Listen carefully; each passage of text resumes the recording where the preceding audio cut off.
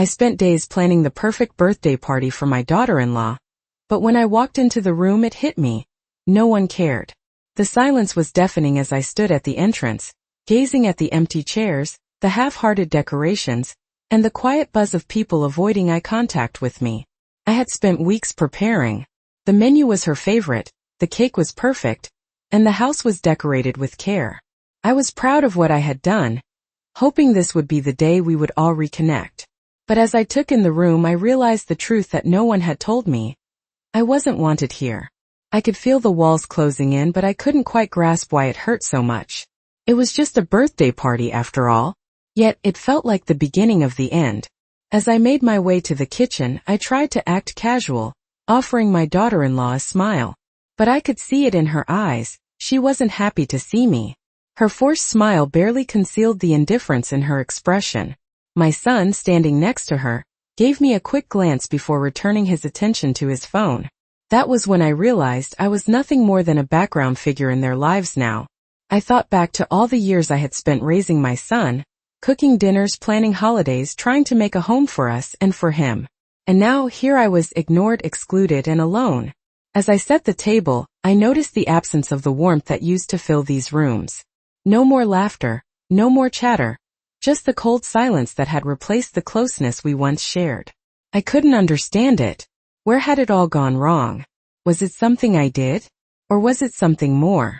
I walked into the living room, and for the first time, I felt the weight of my loneliness. No one even noticed as I moved to the corner to sit by myself.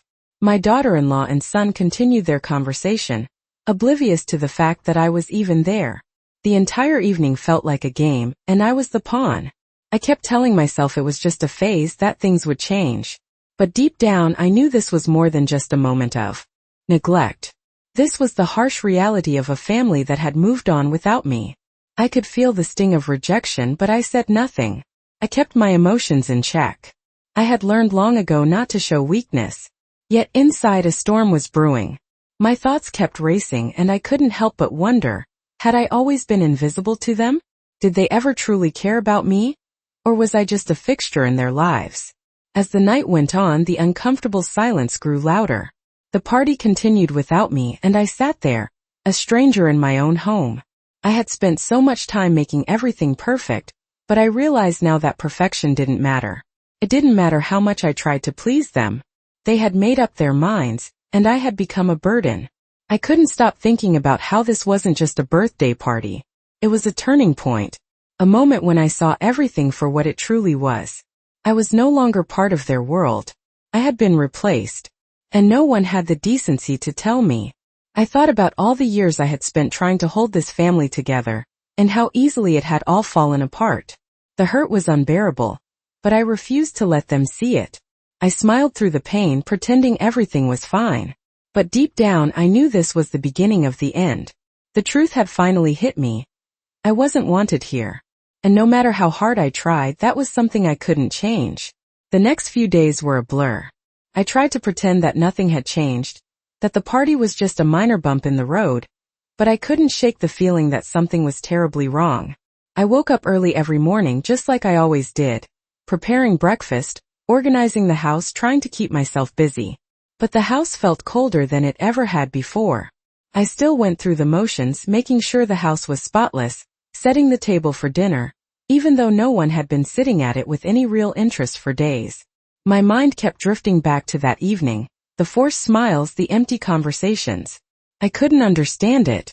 I'd done everything for them. Raised my son, made their lives as comfortable as I could, and this is how I was treated? My son, the one I had dedicated so many years to, couldn't even look me in the eye. I used to be everything to him. Now he barely even acknowledged my presence. I tried not to let it bother me, but the hurt grew with each passing day. I told myself it was just a phase. Maybe they were busy, distracted by their own lives. But deep down I knew better. The silence that had filled the house wasn't just because they were busy. It was because they didn't want me there anymore. I thought about all the sacrifices I'd made for my family, sleepless nights, long hours of work, and endless support. And now I was nothing more than a burden. I started questioning everything. Where had it all gone wrong? I couldn't help but replay the moments in my mind. The way my daughter-in-law had smiled at me that day. But it wasn't a genuine smile. It was calculated, cold. She wasn't welcoming me into her life. She was pushing me out. And my son, he hadn't said a word. He just stood there, allowing it to happen. I felt like I was suffocating, trapped in a house that no longer felt like home. I wanted to confront them, demand answers, but I didn't. I stayed silent, trying to keep the peace, hoping that things would get better on their own. I called my friend Sarah one evening, needing to talk, but I didn't say much. She could hear the exhaustion in my voice, the weariness of someone who had been holding everything together for too long. "You need to take care of yourself, Helen," she said, her voice soft. "You've done enough for them. Don't let them take everything from you." But it was easier said than done. I had spent my entire life caring for others, putting everyone else's needs before mine. I had never learned how to put myself first. As the days passed, I started to withdraw even more. I stopped inviting them to dinner, stopped trying to make small talk. There was no point. It was clear to me now that nothing would change unless I took action. But what could I do? What was left for me to do? I looked around the house I had built a life in, the house that held so many memories. And I realized something. This wasn't just about the party. It wasn't just about the way I had been treated that night. This was about something much deeper. They didn't just want me out of their lives, they wanted to erase me. They had already made up their minds, and I was just in the way. It was like a slow realization that had been building for a long time, and now it was too clear to ignore. They had moved on. My son had moved on, my daughter-in-law had moved on, and I was just a relic of a past they no longer cared about. I couldn't shake the feeling that I was being pushed aside, made to feel insignificant. I had always been the one to hold the family together, the one who made sure everyone was taken care of. And now I was invisible. I went to the kitchen that night, the weight of it all crashing down on me. My hands shook as I prepared dinner for one. The silence in the house felt unbearable. The only sound was the hum of the refrigerator.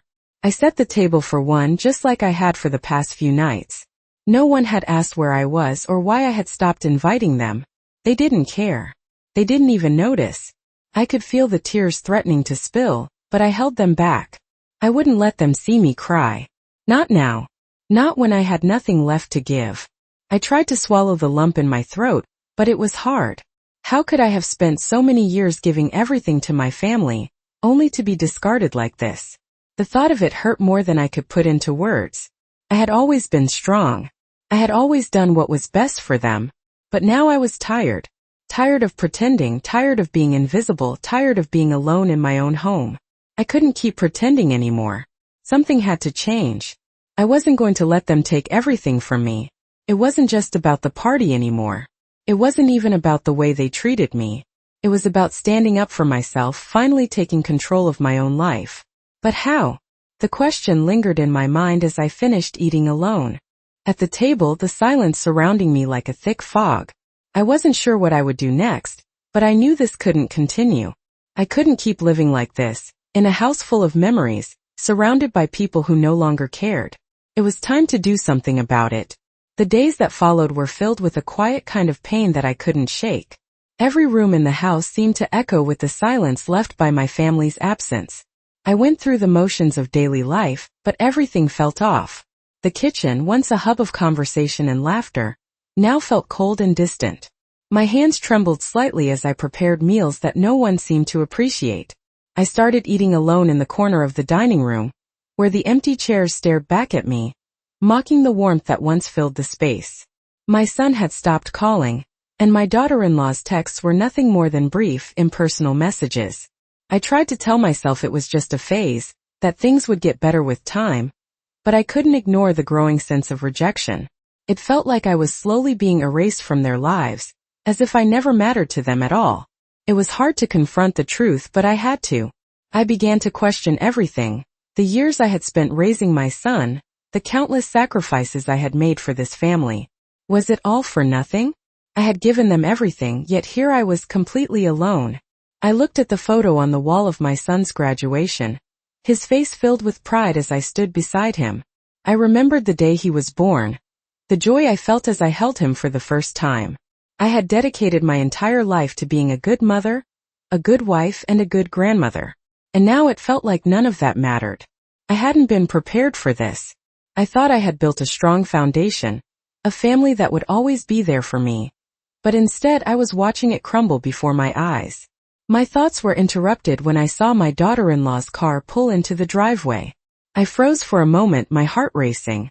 I hadn't spoken to her in days, and part of me hoped this visit would bring some clarity, some explanation for the distance between us.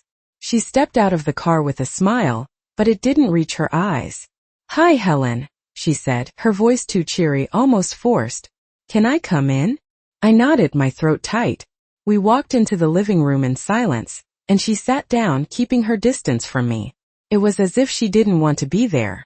I didn't know what to say. The words felt stuck in my throat. I wanted to ask her what was going on, why everything had changed so suddenly, but I didn't. I was afraid of what the answer might be. Finally she spoke, her voice hesitant. "Helen, I've been meaning to talk to you about something." My stomach sank.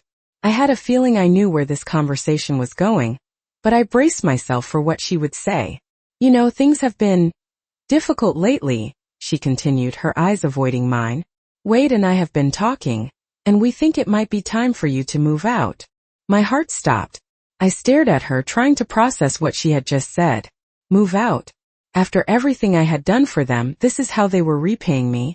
I wanted to yell, to demand answers, but I couldn't find my voice.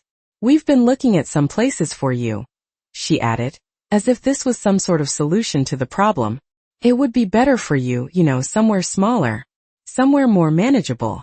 I couldn't believe what I was hearing. My own son and daughter-in-law wanted to throw me out of the house I had helped build.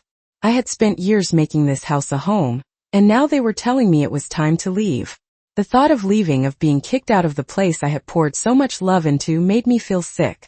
I could feel the tears threatening to spill, but I refused to cry in front of her. "I've been taking care of this house for decades," I said, my voice shaking with a mix of anger and hurt. "I built this life with your father. This is my home." She looked at me, her expression unreadable. "I know it's hard, but it's just not practical anymore. You're getting older and we can't keep running back and forth to help you with everything. You need to be realistic about this." I felt a wave of nausea wash over me. It was like she was speaking to me as if I were some burden they had to get rid of, some inconvenience that no longer fit into their perfect little world. "Realistic," I repeated, the word tasting bitter on my tongue. "You think this is about being realistic?" I stood up, my hands clenched into fists at my sides. "You think you can just push me aside and forget everything I've done for this family?" Her eyes flashed with something, maybe guilt, maybe anger, but she quickly masked it with a forced smile. "I don't want to make this harder than it needs to be, Helen," she said softly. "We just want what's best for you." I couldn't believe it. They were trying to make themselves feel better about what they were doing to me. They didn't care about what was best for me. If they did, they wouldn't be asking me to leave. I took a deep breath, trying to steady myself. "I'm not leaving," I said, my voice steady, but full of determination. "This is my home. You can't just take it from me." She opened her mouth to say something, but I cut her off. "I'm not going anywhere." The silence that followed was heavy. She didn't say anything else, and I didn't either. I didn't need to. I knew exactly what I had to do now. It wasn't about being a burden or about living up to their expectations. It was about standing up for myself. I wasn't going to let them push me out without a fight. Days passed in a haze. I could feel the weight of the decision pressing down on me, the sense of helplessness threatening to overwhelm me. I tried to keep my composure, tried to maintain the peace, but it was getting harder every day. The house, which used to be full of life, now felt empty. I spent hours cleaning, organizing, pretending like everything was normal. But nothing felt normal anymore. It was as if I were walking through a dream, half awake, half asleep. I couldn't stop thinking about that conversation with my daughter-in-law. Her words echoed in my mind, replaying over and over again. I had spent so much of my life giving to this family, building life together, and now it seemed like it was all falling apart. I was being told I didn't belong, that I was no longer needed. The house that I had worked so hard to maintain, the place that held so many memories, was suddenly no longer mine. I tried to reach out to my son, but he was always too busy. His responses were short, cold, and distant. It felt like he had already made up his mind, like he had already chosen his side. And I wasn't on it. I remembered the days when he was a child, when he would run to me for comfort, when he would sit on my lap and tell me about his day. I remembered the way he used to laugh, the way he would hug me so tightly. Those memories seemed so distant now. My son had changed. Or maybe I had changed. Maybe it was me who had failed him. Maybe I had done something wrong. I couldn't help but feel guilty. But then I realized something. This wasn't about me failing him. This wasn't about anything I had done wrong. This was about them wanting me out of their lives. They didn't care about what I had done for them. They didn't care about the years I had spent raising my son, supporting them through thick and thin. All they cared about was what was convenient for them. And it was easier to just get rid of me. I tried to tell myself that it didn't matter, that I didn't need their approval. But the truth was I did. I had always tried to be the best mother, the best wife, the best grandmother. I had always put my family first. And now they were telling me I didn't matter. I couldn't accept that. I wouldn't accept that. The days turned into weeks, and the silence between us grew. I stopped calling, stopped inviting them over, stopped pretending everything was okay. I didn't want to play their games anymore. I didn't want to beg for their attention, for their love. I started making plans. I knew I had to do something. I wasn't going to let them control me anymore. I wasn't going to let them push me around. But I also knew that confronting them head-on wouldn't solve anything. I had to be strategic. I had to outsmart them. Started taking small steps, little actions that would allow me to take back control. I started looking into my options, researching places where I could go if I needed to. I wasn't going to wait around for them to decide my fate. I was going to take matters into my own hands. One afternoon, I found myself standing in front of my son's office. I had made up my mind. I was going to talk to him. I needed to hear it from him, not from her. I needed to understand why he was doing this to me. I walked in, my heart pounding in my chest. His office was empty, the desk tidy and organized, the room quiet. I waited for a moment, gathering my thoughts. When he walked in, I could see the surprise in his eyes. "Mom," he said, clearly caught off guard. "What are you doing here?" I took a deep breath, steadying myself. "I need to talk to you," I said, my voice firm but calm. "We need to talk about what's going on." He hesitated for a moment, then sat down at his desk. "I'm really busy, Mom. Can we talk later?" His words stung, but I didn't let it show. "No, we can't," I said, walking closer. "This can't wait anymore. I deserve to know why you're doing this." He looked away, avoiding my gaze. "I'm sorry, Mom. But it's better this way. You're not getting any younger. You can't keep living here on your own." I stared at him, my chest tightening. I've been taking care of myself just fine for years. I don't need anyone to tell me what I can or can't do. He sighed, rubbing his temples. "I know, Mom. But things are different now. I have my own family, my own life. It's not the same anymore." His words felt like a knife to the heart. It wasn't about me being old or incapable. It was about him choosing his wife over me, his family over the one we had built together. And in that moment I realized I couldn't change his mind. But I could change mine. I wasn't going to beg him to love me. I wasn't going to beg anyone to care. I was going to take control of my life, and I was going to do it on my own terms. I walked out of his office without saying another word. I didn't need to explain myself anymore. I had already made up my mind. It was time for me to take back what was mine. It was time for me to stand up for myself. The next few days were filled with an unsettling quiet. I kept myself busy with chores, hoping that by staying occupied, the sting of my son's rejection would eventually fade. But every time I walked past his empty room, I was reminded of the distance between us, the distance he had created. I tried to keep my composure, but deep down I was broken. I had spent so many years supporting him, putting his needs above my own, and now it felt like I had no place in his life.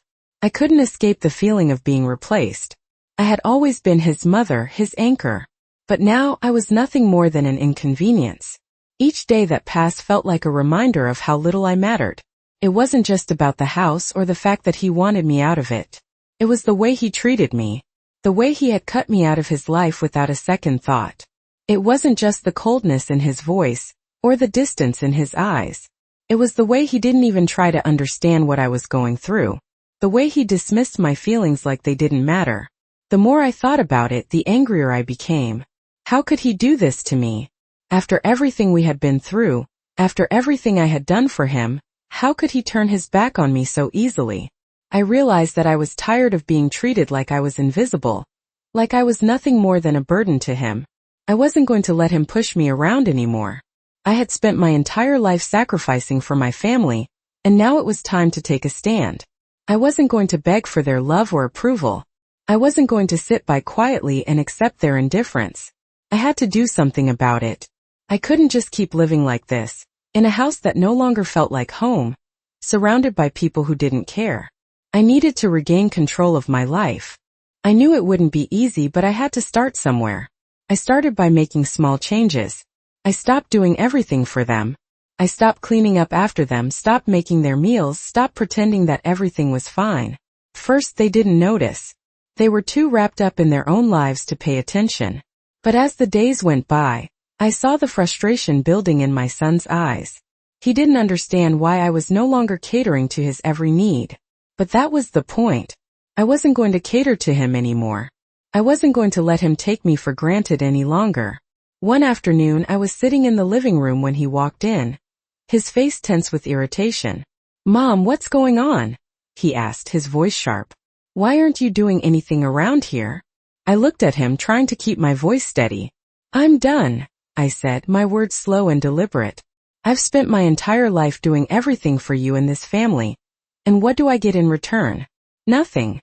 I'm not your servant, and I'm not going to pretend I am anymore." He blinked, clearly taken aback by my response.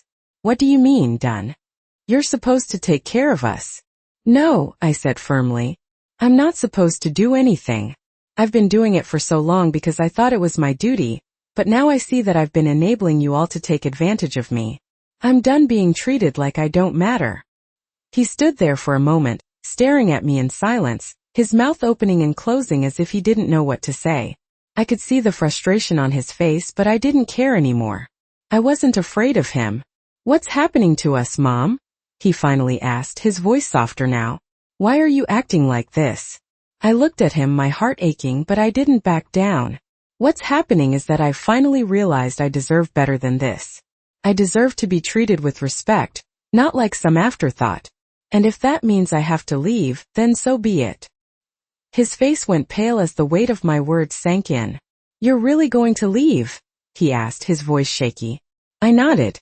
"I don't know where I'll go yet, but I can't stay here and let you all keep treating me like this. I'm not some stranger you can just push aside. I'm your mother." The silence between us was thick, heavy with unspoken emotions. For a moment I saw a flicker of something in his eyes. Was it guilt? Regret? I wasn't sure, but it quickly disappeared as he turned away. "Fine," he muttered, his voice distant. "If that's what you want, then go." I watched him walk out of the room, and for the first time in a long while I felt a sense of relief. It wasn't much, but it was a start. I had finally stood up for myself. And now the real work began. I wasn't sure what the future held, but I knew one thing for sure. I was done being invisible. I was done being the one who always gave, always sacrificed, always put others first. It was time for me to live for myself. I wasn't sure where this journey would take me, but for the first time in a long time, I felt hopeful.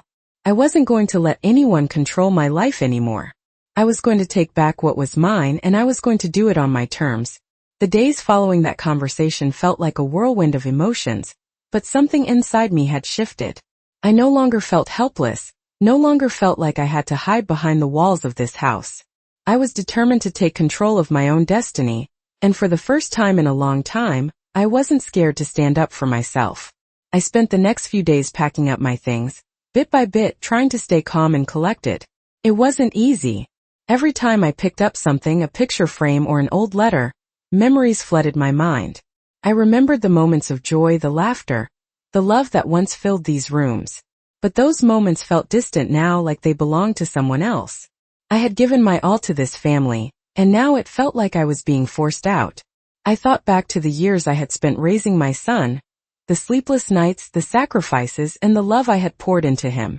And yet, here I was packing my life into boxes as if I didn't matter anymore. It was a strange feeling. The house that had once felt so warm now seemed like a prison, suffocating me with its silence and emptiness. The walls seemed to close in with every box I filled. But I didn't cry. I couldn't afford to. I had to stay strong. As I finished packing the last of my things, I looked around one final time. It was hard to believe that this was where it all started, where my family had come together. But it wasn't home anymore. I realized that I didn't need this house to feel whole. I had spent so many years building a life for others that I had forgotten to build one for myself. Now it was time to focus on me. I wasn't sure where I would go next. Maybe I would find a small apartment, something cozy and peaceful. Maybe I would travel, see the world, experience life outside of this suffocating routine. Whatever it was, I knew I had to do it on my terms. As I closed the door behind me, I felt a sense of finality. This chapter of my life was over. But it was not the end. It was just the beginning of something new. I wasn't going to let my son or my daughter-in-law decide my fate. I wasn't going to let them control me any longer. I had spent so many years trying to make everyone else happy, trying to be the perfect mother, the perfect wife, the perfect grandmother. But now it was time to focus on my own happiness. For the first time in a long time I felt free. I walked out of the house carrying only the essentials, my clothes, my memories, and my determination. I wasn't going to let the hurt, the betrayal, or the rejection define me. I was stronger than that. As I stepped into the unknown, I felt a strange sense of calm wash over me. It was terrifying, yes, but it was also exhilarating. I didn't know what the future held, but I knew one thing for sure. I was done being anyone's second choice. I was done being overlooked, taken for granted, and pushed aside. I was going to live for myself, and nothing was going to stop me. It wasn't going to be easy, but I was ready. I had nothing left to lose, and that made me powerful. The world was wide open, and for the first time in years I was excited to see where it would take me. I wasn't running away from my family. I was running toward a life that was all my own, one where I could finally be free to make my own choices, to live on my terms, and to find happiness again. And as I walked away from the house that had once been my home, I realized something. Sometimes, you have to let go of the past in order to embrace the future. It had been a few weeks since I left the house, and while I had found a small apartment that felt more like home than I ever expected, the weight of everything that had happened still hung over me. I was adjusting to my new life, but it was hard not to think about my family. My son and daughter-in-law had not tried to reach out, not once. It was as if they had completely forgotten about me, and I was finally beginning to realize that they probably had. I spent my days unpacking the few things I had taken with me, organizing the apartment with a kind of meticulous attention to detail that was new to me. The place was small, but it was mine, and it felt like a fresh start. The mornings were quieter here, no longer filled with the rush of preparing meals for everyone or the sound of my son's footsteps echoing through the halls. It was just me now. For the first time in years I had space to breathe. I started spending more time outside, walking through the neighborhood, finding little places I had never noticed before. There was a park nearby, and I would sit there watching the children play, the elderly people walking slowly with their canes, the families having picnics. It was peaceful. It was quiet. But it also made me think about the family I had left behind. The loneliness crept in every now and then, like a shadow that followed me through the quiet moments. I missed my grandchildren, the sound of their laughter, the way they ran to me when I opened the door. I missed the holidays, the traditions we had built over the years. But most of all, I missed my son. No matter what had happened, he was still my child. I had always thought that no matter where life took us, we would always be there for each other. But now I was realizing that wasn't true. I wasn't even sure where we stood anymore. I knew I had to stop waiting for him to come to me. I couldn't keep holding on to a dream of reconciliation that wasn't coming. It was time to take control of my life in a different way. I had spent so many years being the caregiver, the one who made sure everything was running smoothly for everyone else. But now it was time to focus on myself. I needed to make new memories, create new experiences, and live a life that was no longer defined by the roles I had played in the past. One afternoon, while sitting in my apartment, I received a call. I almost didn't answer it. It was an unknown number, and I wasn't in the mood to deal with anyone. But something made me pick up the phone. "Hello," I said, my voice sounding more uncertain than I expected. Mom. It was my son's voice. My heart skipped a beat. For a moment, I didn't know what to say. It had been so long since I heard his voice. I could tell he was hesitant, unsure of what to say next. I've been thinking, he said, his voice trailing off. I know things have been difficult between us, but I want to talk. Can we meet? I didn't know how to respond. Part of me wanted to hang up, to continue living my life without him. But another part of me, the part that had been waiting for this moment, couldn't resist. Okay, I said, my voice steady. We can meet. But it has to be on my terms. Of course, he replied quickly. Where do you want to meet? I thought for a moment. It had to be somewhere neutral. Somewhere where we could talk without the pressure of the past hanging over us. Let's meet at the cafe on Elm Street. Tomorrow at noon. Okay. I'll see you then. The line went silent and I hung up, unsure of what I had just agreed to. I wasn't ready to forgive him, not yet. But I knew I couldn't keep living in the past either. If we were ever going to have a chance to fix what was broken, I had to take the first step. The next day, I arrived at the cafe early. It was a small place, quiet, with a few tables by the window. I chose one in the corner, hoping to avoid too much attention. I had no idea what to expect from this meeting. I wasn't sure if we would fight, or if we would finally talk honestly. But whatever happened, I knew it was time. When he arrived, I saw him hesitate for a moment at the door, like he wasn't sure if he should come in. But then he spotted me and he walked over, his eyes filled with uncertainty. He sat down across from me, his hands clasped tightly on the table. For a moment, neither of us spoke. The silence between us was thick, uncomfortable. Finally, he cleared his throat. Mom, I'm sorry. I should have never let things get this bad. I looked at him, trying to hold back the emotions that were threatening to spill out. You should have, I said quietly. But you didn't. And now I'm here trying to figure out what comes next. He nodded, looking down at his hands. I've been thinking about everything, and I realize how wrong I was. How wrong we both were. I never meant to hurt you. I got lost in everything, in my life, in my marriage, and I didn't see what I was doing to you. I felt a knot in my stomach. It was hard to hear him say those words, knowing that so much had been left unsaid for so long. It's not just about what you did to me, son, I said softly. It's about what I did to myself.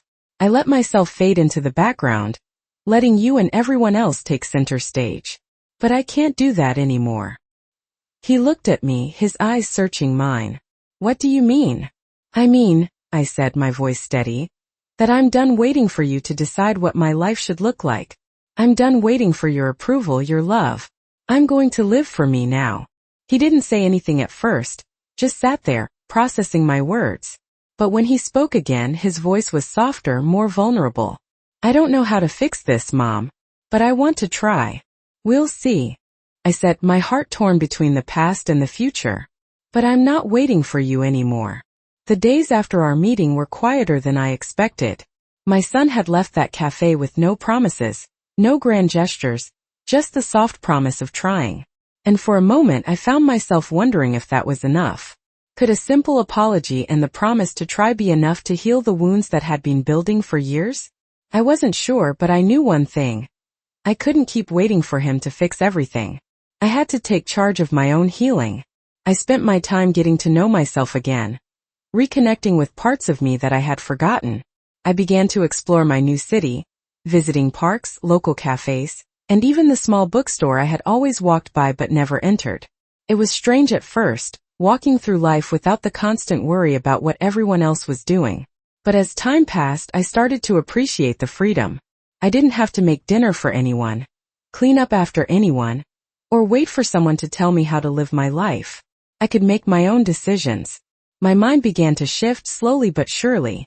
The emptiness I had felt when I first left the house started to fade. I wasn't just existing anymore. I was living. I didn't need approval from my son, from anyone. I could do what made me happy. It was in those quiet moments when I was alone that I realized something important. I had spent too many years trying to be everything for everyone else. And now I needed to be something for myself. The first time I went to the park by myself, I sat on a bench, watching the children play and the elderly couples walk hand in hand, and I smiled. For the first time in a long time, I felt like I was exactly where I needed to be. I could hear the wind rustling through the trees, feel the warmth of the sun on my skin, and for a brief moment I felt at peace. I didn't need to be at home with my family to feel at peace. I could find it within myself, in the small moments that made life worth living. Weeks passed, and while my son still hadn't made any grand gestures to make things right, I found myself not caring as much. I had shifted my focus. I wasn't sitting by the phone waiting for his call anymore. I wasn't hoping that he would suddenly understand everything I had sacrificed for him. I was letting go of the idea of what I thought my family should be. I started visiting a local art gallery, something I had always wanted to do but never had the time for.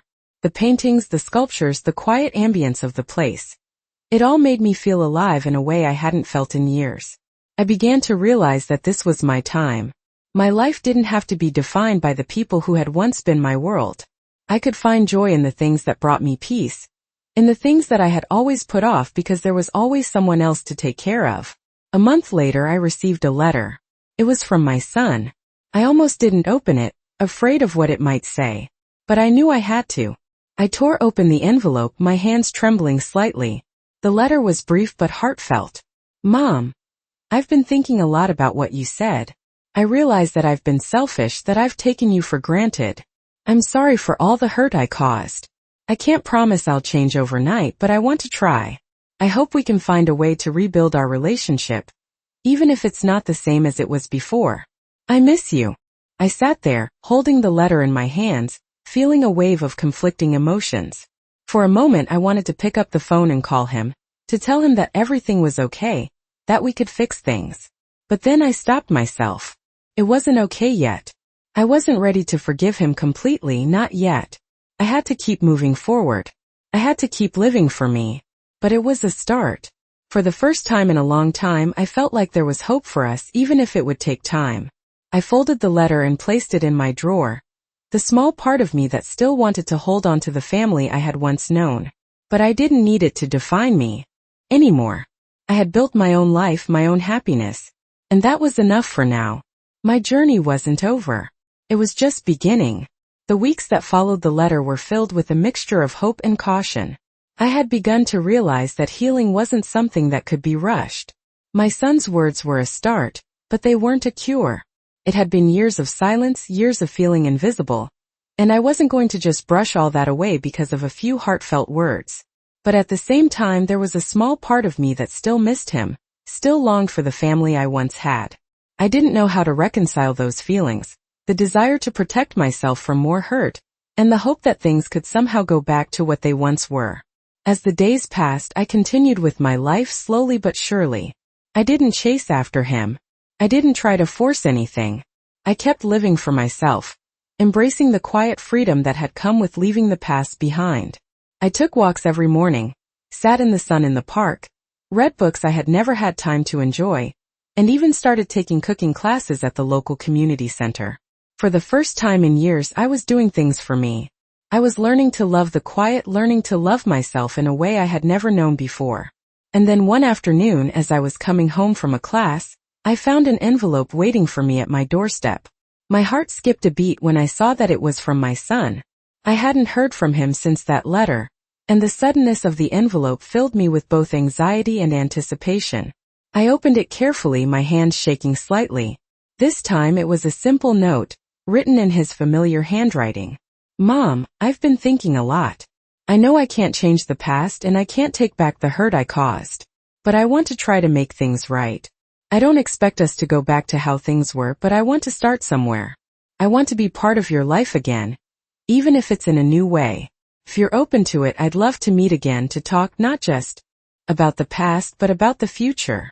I'm sorry for everything. I sat down on the stairs, the letter in my hand, and tried to process his words. There was sincerity in them, but I still wasn't sure what it meant. Was this his attempt at an apology, or was it just the beginning of something more? I didn't know if I was ready to let him back in, not completely. But a small part of me, just a small part, was willing to see where this might lead. After all, wasn't that what healing was? Taking small steps, no matter how difficult they felt? That evening I thought long and hard about it. I realized that the years of pain and abandonment didn't just go away with a few kind words. I had worked so hard to rebuild myself, to become someone who didn't rely on anyone for validation, and I wasn't about to throw that away for the sake of a reunion that might not be real. But I also knew that if I wanted any chance of moving forward, I needed to allow for the possibility of change. For the first time in a long time, I decided to meet him, but not with expectations. I didn't need things to go back to the way they were. I just needed to know that we could be in each other's lives, not as we once were, but as we were now, two people who had been through a lot, who had grown, who had changed. The next day I texted him, agreeing to meet. We chose a quiet cafe on the corner of Elm Street, a place I had come to enjoy during my walks. When I arrived, he was already there, sitting at a small table by the window, his hands clasped in front of him. For a moment, neither of us said anything. We simply sat there, the weight of the past hanging between us, but without the anger or resentment that had once filled those spaces. "I'm glad you came," he said, breaking the silence. "I didn't know if you would." "I didn't know if I would either," I admitted. "But I'm here now." He smiled faintly. "I know I can't fix everything, but I want to try, Mom. I don't want us to be strangers anymore." I nodded, feeling the weight of his words. It wasn't a promise, and it wasn't an apology that erased everything that had happened. But it was a start. And that was more than I had expected. We talked for hours that day, not just about the past but about the future. About what we both wanted, what we both needed. There were still moments of awkwardness, of pain, but there was something else there too. A sense of possibility. I wasn't sure where it would lead, but for the first time in a long time, I felt like I had hope. The past couldn't be undone, but the future was still in our hands. And as I walked home that evening, I realized something important. Healing wasn't about forgetting the past. It was about finding the courage to move forward, to let go of the anger and hurt, and to open myself to new possibilities. It wasn't perfect, and it might never be, but it was a step in the right direction. And that for now was enough.